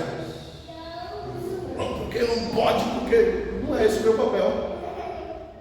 Você vai lá no juiz resolver lá, o juiz vai dizer quem está certo, quem está errado, vai bater o martelo e acabou. Ele não quer nem saber quem é você, de onde você vem. O problema é seu. O médico vai te passar a receita. Se você tomar o remédio, que bom para você. Se você não tomar o remédio, você se lascou. O problema é seu também. Agora o pastor não. O pastor tem que orientar, tem que falar o que tem que fazer. Aí depois tem que ir lá na casa para ver se está tomando remédio. Tem que mandar mensagem para lembrar de tomar remédio. Será que o pastor tem que fazer isso mesmo, irmão? Não tem que fazer. O pastor não tem que fazer isso. Não posso me envolver emocionalmente nas questões. Não posso. Nós como obreiros não podemos. Nós temos que ser racionais. Porque senão o nosso culto perde a razão. Porque senão o que eu estou fazendo, eu não estou seguindo aquilo que Jesus me ensinou a fazer. Eu não estou agindo como Jesus. Ele chega para alguém, ele cura a pessoa e ele diz assim, agora você vai, eu te curei. Só que toma cuidado. Não peca mais. Para não te acontecer coisa pior. Depois Jesus vai andar atrás da pessoa para ver se... Não, filho, a responsabilidade é sua. Eu já falei o que você precisa fazer. Entende? Então, nós, como servos de Deus, precisamos também ter esse senso de leitura, de quando é Deus que está falando. Porque nem sempre eu fazer alguma coisa teoricamente boa para alguém, quer dizer que eu estou amando de Deus. Às vezes é uma pessoa que Deus está querendo apertar. Às vezes é uma pessoa que Deus está querendo pôr no eixo. É uma pessoa que Deus está querendo mostrar que Ele está fechando as portas. E eu não deixo. Eu boto o pé na porta e ela diz, não, essa pessoa que você não vai apertar não, Deus, peraí, socorro aqui, socorro ali. Aí eu começo a padecer. As coisas começam a apertar para mim. Opa! Porque quando é Deus que manda, não falta nem aqui e nem lá. Não falta. Porque Ele supre, Ele te mandou suprir, então Ele vai transbordar na sua botija. Quando é você, quando é o seu sentimento, quando é você que está querendo ser bonzinho, quando Deus não quer ser bonzinho, aí você se lasca. Porque aí falta para lá e falta para cá também. Falta para você, para quem você está ajudando, e falta para você também. Então não é Deus. Opa, eu estou ficando ajudando fulano, mas eu estou me afundando aqui. Não é Deus. Porque quando Deus manda, não falta nem um canto, nem no outro. Nem Elias fica com fome e nem a viúva fica com fome também. Tá certo? Então a gente precisa ter essa leitura de bondade, porque nem sempre Deus quer que você seja bonzinho. Às vezes Deus quer que você seja justo. Às vezes Deus está apertando, Deus está tratando, Deus quer que chora, a gente não deixa. Às vezes Deus quer que a pessoa pare e reflita, a gente não dá espaço. Entende? Isso é um familiar, isso é um amigo, isso é alguém na igreja. Eu preciso entender. Porque quantas das vezes eu entrei entre Deus e alguém, não, só espera aqui, isso não vai, espera aí que é aqui. Eu falei, então tá bom, eu vou apertar o cérebro junto. Qual que é a dificuldade? Em vez de apertar um, eu aperto dois, uma vez só. E se a gente não fizer essa leitura, a gente fica, sabe, fazendo um serviço pensando que está a trabalho de Deus, e não está. Então eu tenho que tomar cuidado com isso, tá certo? Por quê? Porque às vezes eu olho o ímpio prosperar e eu acho que Deus está prosperando. E nem sempre uma prosperidade ela vem da parte de Deus. O inimigo ele pode abençoar uma pessoa com bens materiais, com riquezas. Ou não foi isso que ele ofereceu para Jesus? Você quer reis? Você está de chinela aí, Jesus? O que é isso, Jesus? Ô Jesus, você está sem uma roupa de marca, Jesus? O que é isso? Você é o salvador do mundo. Ô Jesus, você está sem um pão para comer aí. Espera aí que eu vou resolver isso aqui para você, essa parada. Vou te trazer riqueza, vou te trazer reinos, vou te dar prosperidade. Se o diabo entender que ele vai abençoar alguém nessa proporção, e esse alguém vai cortar o relacionamento de pessoas que podem chegar e falar a verdade para ele, ele vai abençoar. Ele vai dar aquilo só para cortar as conexões. Não, agora eu vou parar de falar com vós, não volta vai me pedir. Agora vai virar um jogo, agora ele vai pedir para ele. Então eu vou cortar o relacionamento. Eu vou cortar o relacionamento com ele, porque senão agora eles vão ver que eu estou bem e eles que vão querer. Então agora eu... Então o diabo abençoa esse tipo de gente e coloca situações para quê?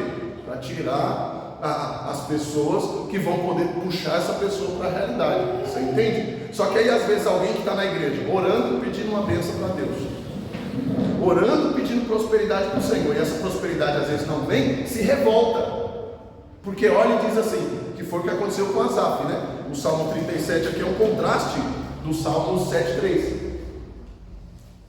Lembra? De Asaf quando olha assim, fala, eu quase me desviei, os meus pés quase se desviaram, quando eu comecei a olhar a prosperidade, ele chama de prosperidade, dos ímpios. Quando Asaf percebe que os ímpios estão prósperos, ele fala assim, não, tem alguma coisa errada. Como assim?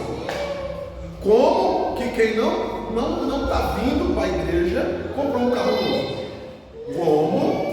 Como que quem não ajuda na igreja comprou uma casa? Como que quem não trabalha para Jesus está vivendo de maneira próspera, esbanjando, está sempre gastando em bebedeira, está sempre em festas? Eu não consigo fazer um aniversário do meu filho? Como que pode? Não, é revoltante, tem alguma coisa errada. Tem mesmo, sei que não devia estar olhando para essas coisas. Porque aí a pergunta que a gente não faz, da onde está vindo essa prosperidade? De quem é esse cartão sem limite? Uma hora a fatura vai chegar. De quem é esse cartão sem limite que a pessoa está usando? Foi Deus que deu um cartão sem limite? Ou é o inimigo que está tirando os limites que Deus impôs para a pessoa ir e se afastar cada vez mais de Deus? São as perguntas que a gente não faz. É a pergunta que Asaf não fez. É a pergunta que Davi, aqui nesse momento, está alertando os jovens a não olharem para isso. E Asaf só se desvia, quase desvia os passos, porque ele não levou em consideração o ensinamento de Davi, que já estava aqui, no Salmo 37. Asaf faltou nesse ensinamento. Faltou no ensinamento do Salmo 37 de Davi. Porque está aqui, não te indignes por causa dos malfeitores, nem tenha inveja dos soberbos, daqueles que praticam iniquidade, porque cedo serão ceifados como a erva e murcharão como a verdura. Aí você vai ler o Salmo 7,3, Asaf está dizendo assim, ó, os meus pés quase se desviaram, quando eu olhei a prosperidade do ímpio. Mas não é isso que Davi está dizendo para não fazer. Ele já tinha sido ensinado, o ensinamento já estava aí. Asaf já estava entre os cantores, ele já estava vivendo dentro dessa realidade. Asaf vem depois.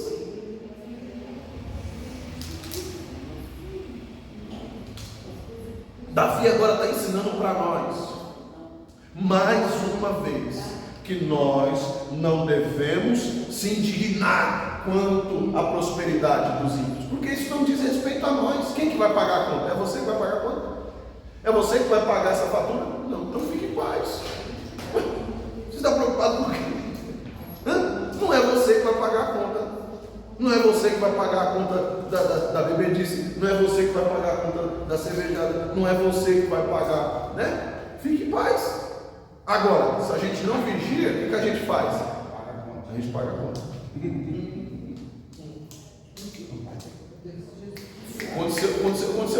Aconteceu isso em casa. A minha sogra e a minha esposa. Já faz um tempo. Tem um cunhado meu, ele é lá da Bahia. Tranqueira. Aí ligaram de lá, nunca ligou aqui para dar uma benção à mãe, para dar um Feliz Natal, um Feliz Ano Novo, para perguntar se a mãe está viva. Beleza, outro dia, aí ligou, a esposa dele ligou para minha sogra, porque fulano está aqui, está preso, não sei o que lá, piriri, pororó, precisa pagar tanto de finanças, para ele ficar preso, coisa toda. E a coitada já desesperada, querendo ajudar e tal, não sei o que, a outra também já, enfim. Aí eu falei, mas como é que é? Ele falou, não está preso. Eu falei, pô, trabalhando não está. Ninguém vai preso trabalhando, ninguém vai preso fazendo o que é certo. Quem está preso por causa do quê? Ah, não sei não. Foi meus irmãos aqui foram presos. Eu não fui nem visitar, não. Se tivesse trabalhando, não tinha ido preso. Se tivesse fazendo o que é certo, não estava na cadeia. Aí as coitadas pegaram o dinheiro que não tinha, mandaram para poder tirar o infeliz da cadeia. Aí chegou, o infeliz está sabendo o que ele estava fazendo? Saiu na mão com os policiais, andava bêbado, o carro de som ligado no último. Os policiais foram lá para mandar ele baixar e saiu na porrada com os policiais. Olha que bacana. Aí eu vou tirar o dinheiro da boca dos meus filhos para tirar, irmão. Não tinha dinheiro para beber?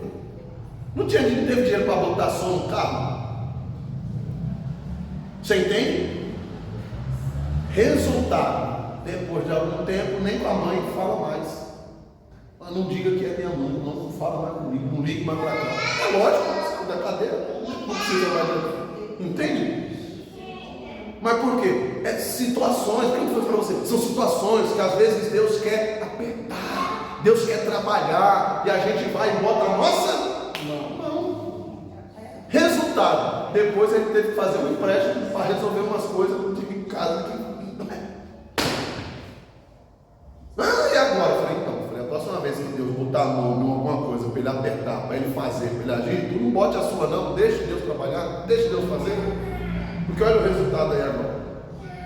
Né? Não tem mãe, não tem irmã, não tem ninguém, e está lá numa boa, continua bebendo, continua assim, fazendo a bagunça dele para lá, e não tem mãe, não tem irmã, não tem ninguém na vida dele agora, porque ele não precisa. Entende? E são situações que se a gente não vigiar, a gente cai na mesma situação. Então antes de querer ajudar alguém ou livrar alguém de alguma situação, queira entender o porquê que a pessoa caiu naquele problema, o porquê que a pessoa entrou naquela situação. Às vezes é falta de responsabilidade, às vezes é falta de controle, às vezes é falta de intimidade com Deus, é falta de orar mais, é falta de pedir orientação para alguém, é falta de obediência às vezes. E a gente não olha isso e se mete no meio da mão de Deus. E aí depois, quando Deus começa a tratar com a gente não entende por quê. Porque eu não fiz nada. Não fiz nada. Mas quem encoberta o que está errado é cúmplice. Você entende isso? Você não fez nada errado, mas você está encobertando o erro de alguém, você é cúmplice. Você erra por tabela. E é isso que Davi está dizendo. Não te indignes por causa da prosperidade. Não é da sua conta que o ímpio está prosperando. Não é da sua conta que o ímpio trocou de carro. Não é da sua conta que você mora de aluguel e o ímpio comprou uma casa. Não é da sua conta. Você não sabe a que preço. Às vezes foi a preço de sangue. Às vezes foi a preço de prejudicar alguém. Você não sabe. Quantas pessoas foram prejudicadas para aquela pessoa às vezes chegar onde chegou ou ter o que tem? Porque tem gente que não tem dó de ninguém não. Quem mede consequências e situações somos nós. Tem gente que se puder subir em cima da sua... te abraça para subir em cima do seu ombro depois. Te abraça para subir em cima da sua cabeça depois. Então, a gente tem que ter extremamente ligado em Deus para a gente não ser confundido. Ou porque senão a gente começa a fazer igual. Não, fulano está prosperando, fazendo o quê? Fazendo então, vou fazer isso aqui também. Mas está fora da direção de Deus, está fora daquilo que Deus planejou para a sua vida. E aí você não cresce e não prospera igual. Por quê? Porque não é um caminho que Deus preparou para você. Você vê em Daniel. A Bíblia diz que sobre Daniel estava o espírito de excelência. Mas tinha outros dois lá que eram do mesmo povo. Não de Daniel, mas daquela terra, daquela gente, no meio dos babilônicos. Era deles. Se tinha alguém que tinha tudo para prosperar ali, quem que era? Eles dois. Porque tinham, além do favor do rei, tá certo? Eles tinham toda uma estrutura, um local para prosperar. Só que a Bíblia diz que sobre Daniel estava o espírito de excelência de Deus. Aí tinha os outros dois administradores contra Daniel, os outros dois príncipes contra Daniel, toda a situação contra Daniel, mas Deus estava a favor dele. E se Deus está a favor de você, não importa quantos estejam contra aquilo que Deus está fazendo. Se você está dentro daquilo que Deus planejou para a tua vida, você vai prosperar. Glória. Antes que alguém diga assim, ó, não, isso aí não vale a pena não, isso aí ninguém ganha dinheiro fazendo isso não. Você não é ninguém, você é alguém. Eita. Você é alguém. Não, isso aí ninguém, nunca vi ninguém ganhar dinheiro com isso. Você vai ganhar. Se for o que Deus determinou para você, você vai ganhar dinheiro com isso. Você vai prosperar com isso. Entende? Se é o que Deus estipulou para a tua vida, você vai crescer, você vai prosperar. Porque você é alguém, alguém escolhido por Deus, alguém separado por Deus, alguém que foi chamado por Deus para fazer algo diferente. Ah, mas eu trabalho com isso também, eu não ganho com isso. O problema é seu, eu ganho. Porque o Deus que me abençoou, Ele tem me abençoado e Ele sabe por quê. Deus sabe por que investe em você. E às vezes Deus investe em nós, eu já falei isso outras vezes, não é nem por causa de nós, às vezes é por causa daqueles que serão favorecidos através de nós. Então a gente precisa entender isso e de maneira nenhuma se indignar com a prosperidade daqueles que crescem ao nosso caminho, aos nossos olhos mesmo sendo ímpio. Verso 21 do Salmo 37.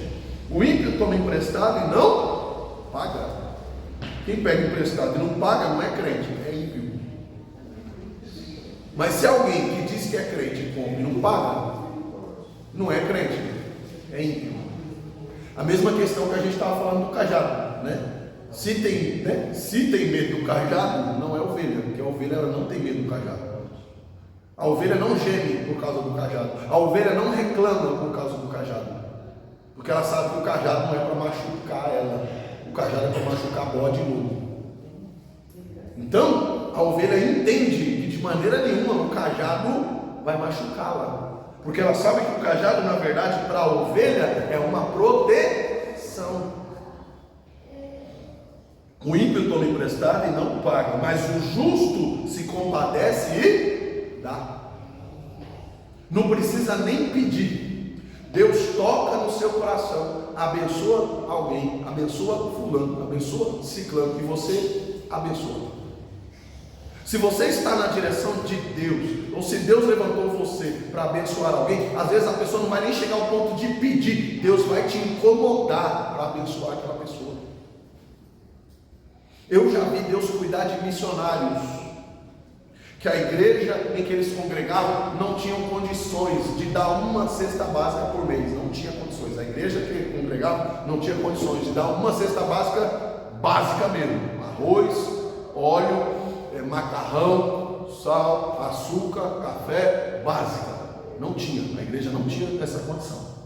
Eu falo que eu conheci a igreja naquela época. Eu estou falando para vocês de mais ou menos aí uns 18 a 20 anos atrás. A igreja não tinha essa condição. Mas às vezes nós estávamos lá em campanha de oração, orando pela madrugada. Vamos orar? Vamos se reunir para orar. E a gente estava orando. E de madrugada, que igual a jovem lá de quando o discípulo estava preso lá, né? E aí, quem está batendo a porta? Não sei, está todo mundo aqui. Uma hora dessa, quem é? Irmã fulano, chamou de irmão, é crente, vou abrir a porta. Fulano, tudo bem? Vamos montar ele, não está em oração aqui. Não, mas eu não consegui dormir, eu estava deitado, e Deus me incomodou, Deus não deixou a gente dormir. Fui no quarto da minha esposa, acordado, também sem conseguir dormir, e eu falei, Deus está me incomodando acerca de fulano para ir lá. Eu falei, então vamos lá. E a gente orando com ela dentro de casa e não sabia a situação que a mulher estava passando, porque ela não falou. E nós também na época éramos jovens, também não tinha tantas condições assim para ajudar, mas enfim, estávamos lá em oração, ajudando a família, enfim. E a pessoa falou, não, a gente não está conseguindo dormir. Chamei minha esposa e falei assim, amanhã a gente vai lá. E a minha esposa falou assim, amanhã não, se Deus está incomodando agora, tem que ser agora. Glória. Vamos no mercado 24 horas, vamos fazer uma despesa e vamos lá. Se Deus mandou, eles vão estar acordados lá. Aí você fala assim, não, chegou lá com meia dúzia de sacolinha. Não, chegou com despesa, conta de chegar lá e precisar de ajuda para tirar do carro e entrar para dentro da casa. Eu vi isso uma vez, 2 vezes, 3 vezes, não. Eu vi isso dezenas de vezes. Da pessoa não ligar e falar e dizer que está só com água e ovo na geladeira. Não, nunca precisou falar. Porque Deus enviava, Deus supria. E será que Deus mudou? Então, das duas, ou nós estamos com o coração muito endurecido para ajudar alguém, ou aqueles que estão passando por necessidade, às vezes não estão sabendo pedir. Porque se eu aceito a situação de estar sempre me humilhando, ô fulano, ô ciclano, ô me ajuda, ô Bertrano, a pessoa se condiciona a uma situação de humilhação.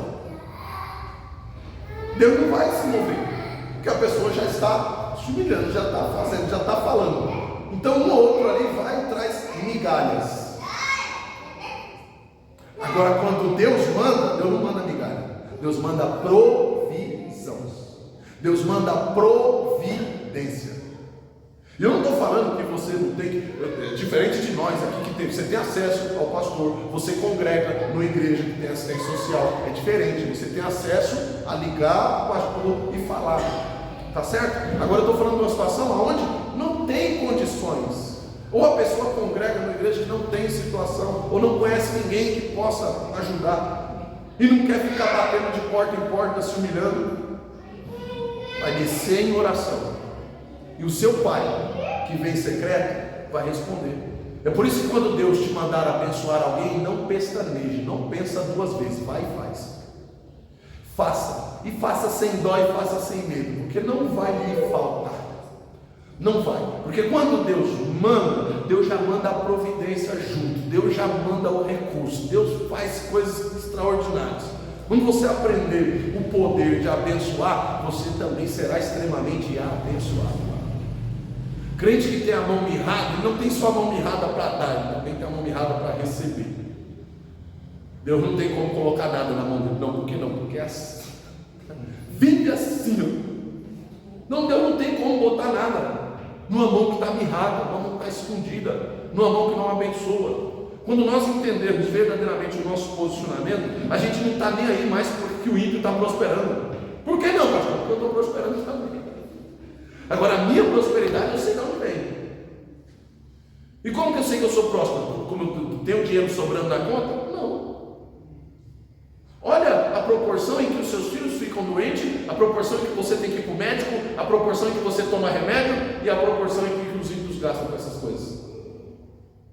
Olha a dificuldade que às vezes algumas pessoas têm para arrumar emprego, pessoas que têm faculdade, pessoas que têm estudo, pessoas que têm, padrinhos, e não conseguem, a porta não abre. Você está em casa e fala assim: vou trocar de emprego, vou arrumar outro emprego, vou levar currículo, mano. Você vai levar currículo, você nem entregou o currículo, já tem uma vaga aqui na sua casa. É a prosperidade de Deus. É a prosperidade de Deus sobre a nossa vida. Você só precisa declarar, você só precisa mostrar para Deus o que você quer, o que você precisa, e Deus vai fazer. Agora, a gente perde até essa qualidade de ter esse relacionamento com Deus, de pedir, de querer, preocupado com o que está acontecendo na vida do ímpio. Essa inquietação de ver o ímpio prosperar, às vezes impede a gente de tomar uma atitude de filho, de chegar no pai e dizer: pai, eu preciso. Pai, me ajuda. Pai, olha para mim. Pai, me abençoa. Você entende isso?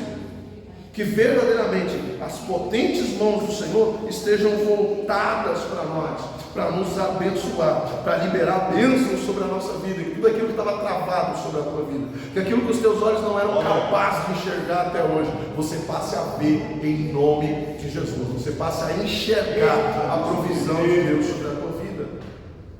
Porque provisão de Deus e providência de Deus não tem nada a ver a você ter, coisas caindo e se derramando da sua geladeira ou do seu armário. É às vezes você não faltar, é Deus suprir, é às vezes chega na hora, mas não falta.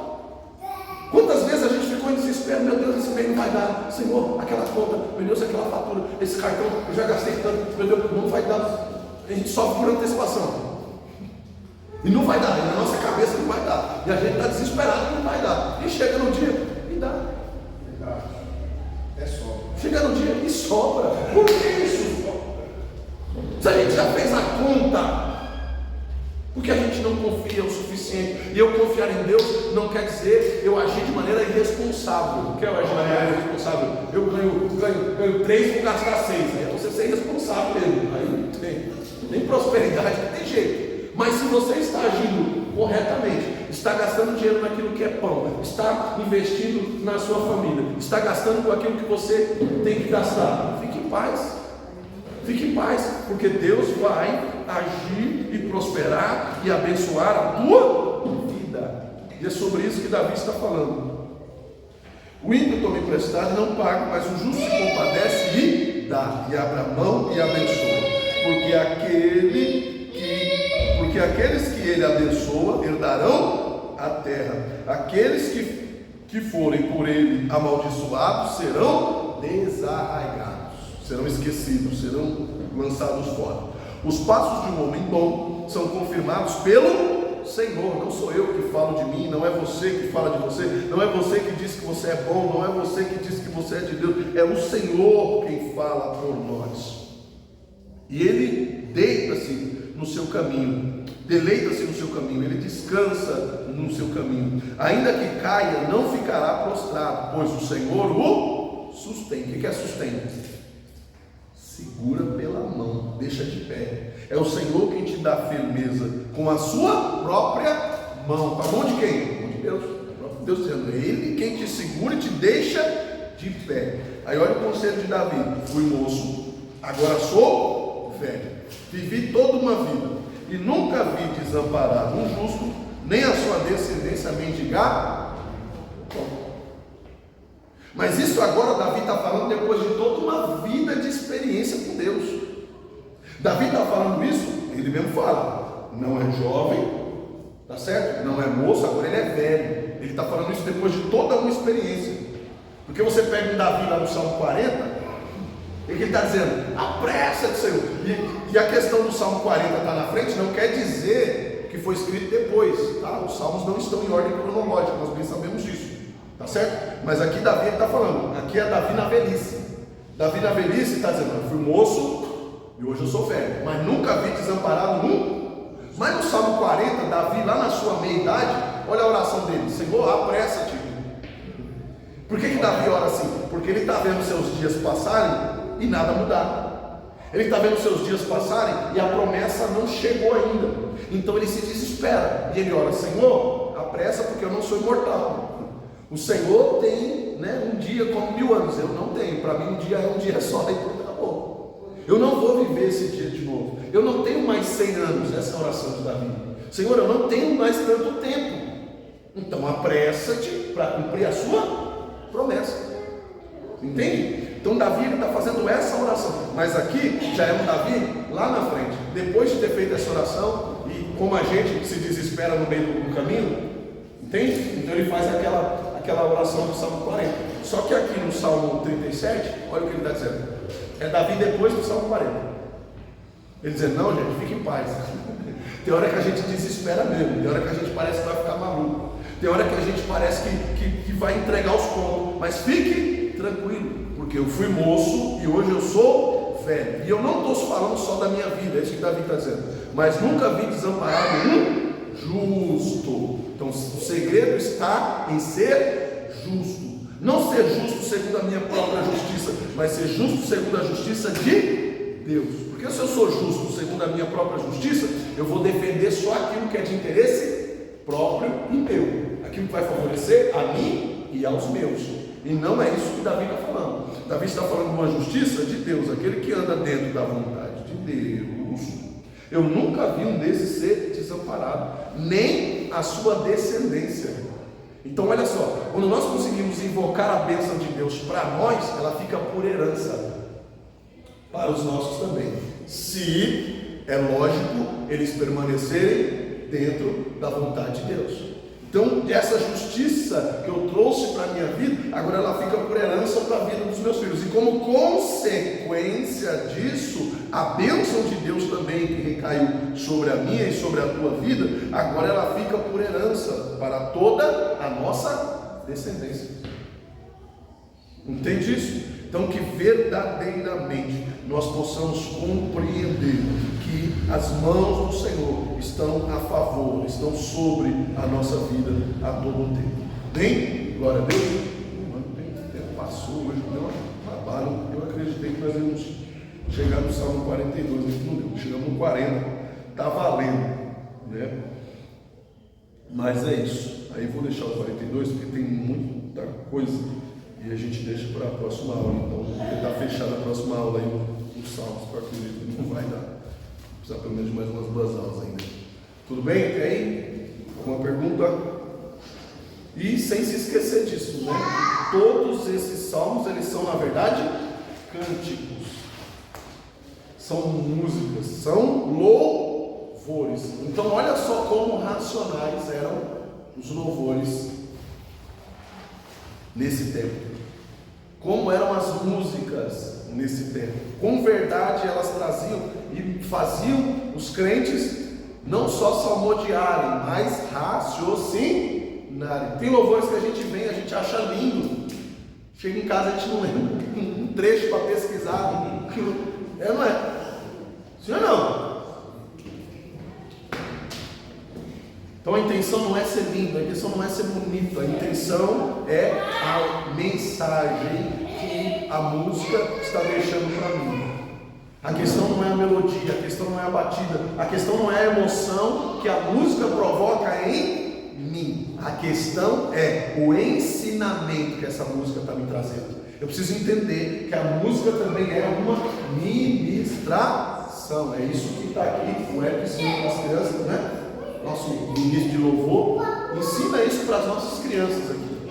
A música não é só uma melodia, a música é uma ministração. Cada hino, cada música, cada louvor que nós louvamos aqui é uma preparação para a mensagem, mas na verdade elas são versículos, são partes bíblicas que estão sendo introduzidas na nossa vida. E às vezes a gente se perde no meio da melodia, a gente se perde no meio do sentimento. É uma música alegre, uma música feliz, que me tira daquele transe né, aquela vibe que eu chego às vezes num ponto de tristeza e tal. Então a música mexe com o meu emocional, de maneira que eu às vezes não raciocínio o suficiente para pegar a mensagem. Entende? E aí que às vezes o inimigo trabalha no meio da igreja, no meio do culto, no emocional das pessoas, para que elas não entendam a mensagem. É por isso que às vezes é uma mensagem, a gente fica, né, às vezes irritado, uma mensagem que às vezes mexe com o nosso intelecto, a gente meio que não recebe, meio que não aceita. Por quê? É o inimigo trabalhando em nós, para a gente não pegar a mensagem, para a mensagem não fazer efeito em nós. A mesma coisa acontece com o louvor. A distração, às vezes da bateria, do violão, do baixo, a gente se envolve no emocional. É a parte que a música subiu, e eu subo também, e eu canto, e eu pulo. Mas eu posso fazer todas essas coisas, eu posso. O que eu não posso é deixar de prestar atenção na mensagem. Qual que é a mensagem? Então a gente precisa bem entender isso. É por isso que às vezes os meninos, antes de louvar ou depois da música, sempre traz uma introdução acerca daquilo que vai ser cantado. Para quê? Para a gente prestar atenção e receber a mensagem. Tudo bem até aí? Amém? Glória a Deus. Eita glória! Vamos orar, vamos agradecer a Deus. Querido Deus, amado Pai, nós te louvamos, nós te agradecemos, Senhor, pela beleza da tua santidade. Pedimos, Senhor, fica conosco, confirma a vitória. Em nome do teu Filho amado Jesus Cristo, Senhor, manifesta o teu poder e faz a tua vontade. É que nós te pedimos, Senhor, serve da vitória em nome de Jesus. Amém? E que o grande amor de Deus, a graça do nosso Senhor e Salvador Jesus Cristo, que a comunhão e as consolações do Espírito Santo de Deus seja sobre a vida de cada um de nós, até a volta do nosso Senhor e Salvador Jesus Cristo. Digam comigo, amém. Deus é por nós, agindo Deus, o Senhor é o nosso pastor, vencendo em eu e a minha casa, glória a Deus, Efesianos, glória a Deus, eita, cidade.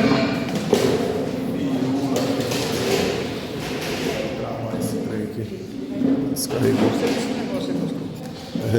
Descarregou.